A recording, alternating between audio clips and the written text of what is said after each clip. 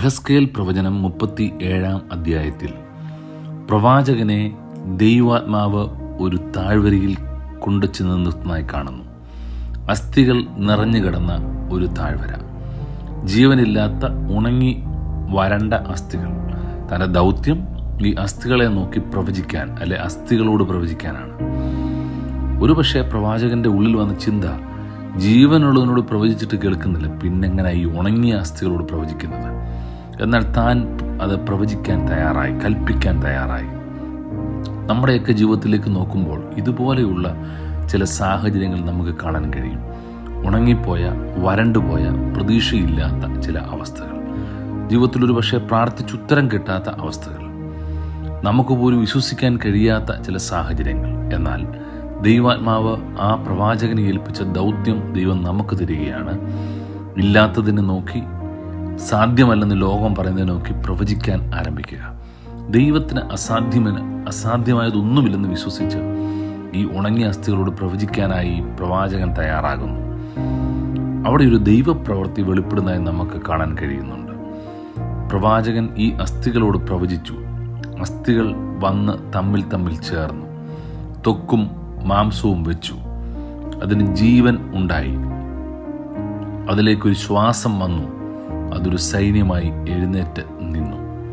അതെ, ഉണങ്ങിക്കിടന്ന, വരണ്ട് കിടന്ന, ജീവനില്ലെന്ന് പറഞ്ഞ് കഷണം കഷണമായി കിടന്ന അസ്ഥികൾ അസ്ഥിയോട് വന്നു ചേർന്നു. എപ്പോൾ?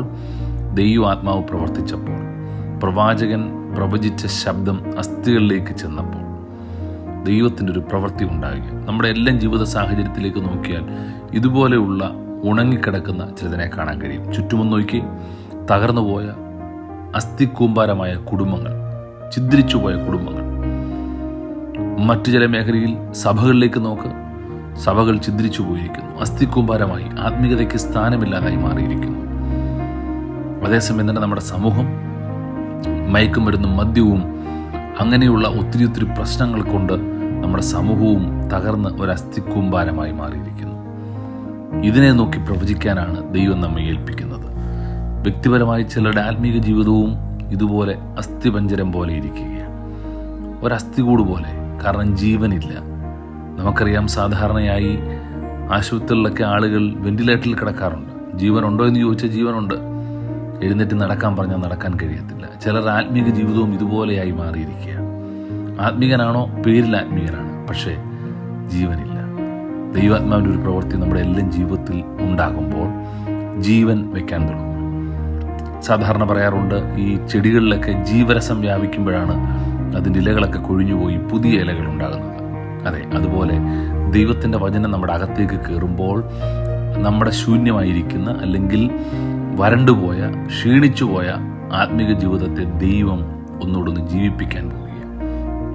നമ്മുടെ ചുറ്റും നടക്കുന്ന പ്രശ്നങ്ങളെ കണ്ടിട്ട്, സാഹചര്യങ്ങളെ കണ്ടിട്ട് വിലപിക്കേണ്ട കാര്യമില്ല. നമ്മൾ ധൈര്യത്തോടെ പറയണം, ഈ സാഹചര്യത്തെ മാറ്റുവാൻ കർത്താവിന് കഴിയും.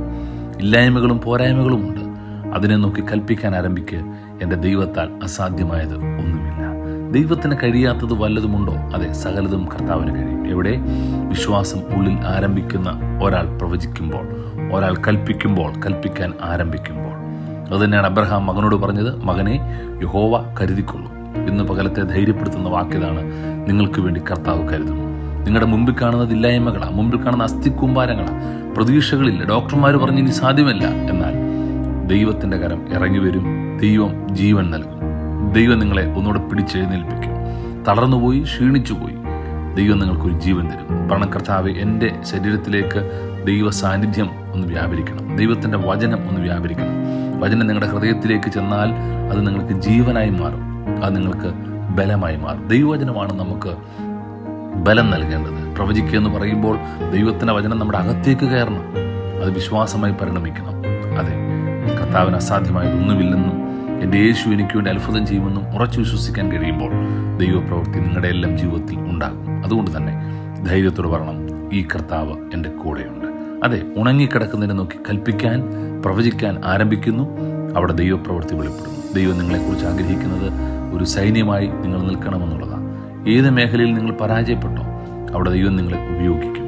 ദൈവത്തിന് ആവശ്യം സൈന്യങ്ങളെയാണ്. കർത്താവിന് വേണ്ടി യുദ്ധം ചെയ്യാൻ ധൈര്യതയോടെ നിൽക്കുന്ന സൈന്യങ്ങൾ. അതെ, ദൈവം നിങ്ങളെ അതിനായിട്ട് സജ്ഞമാക്കട്ടെ, ഒരുക്കട്ടെ എന്ന് പ്രാർത്ഥിക്കുന്നു. God B with you.